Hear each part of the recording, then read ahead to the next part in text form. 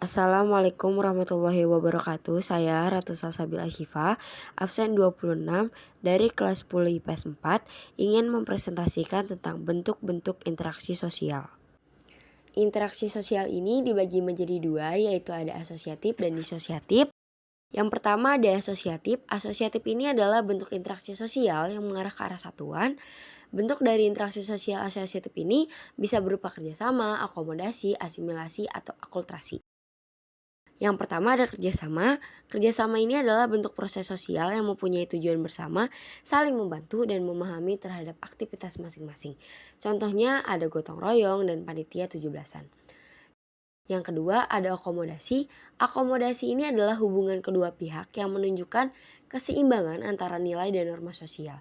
Contoh penyelesaian PHK karyawan dan pengadilan. Yang ketiga ada asimilasi. Asimilasi adalah proses pertemuannya dua atau lebih suatu kebudayaan yang saling berinteraksi. Contohnya ada tanjidor dan tari lenong. Yang terakhir ada akulturasi. Akulturasi adalah sebuah proses sosial yang timbul manakala sesuatu kelompok manusia dengan kebudayaan. Contohnya Menara Kudus dan Kali Kerapi. Yang kedua ini adalah disosiatif.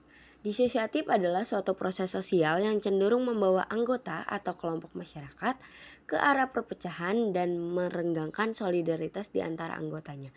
Sebenarnya disosiatif ini hampir sama dengan asosiatif, namun bentuk dan arahnya ditentukan oleh budaya dan sistem sosialnya masyarakat. Dan beberapa macam disosiatif yaitu ada persaingan, kontravensi. Yang ketiga adalah pertentangan. Yang pertama ada persaingan. Persaingan ini adalah suatu proses sosial di mana individu atau kelompok yang bersaing untuk mencari keuntungan.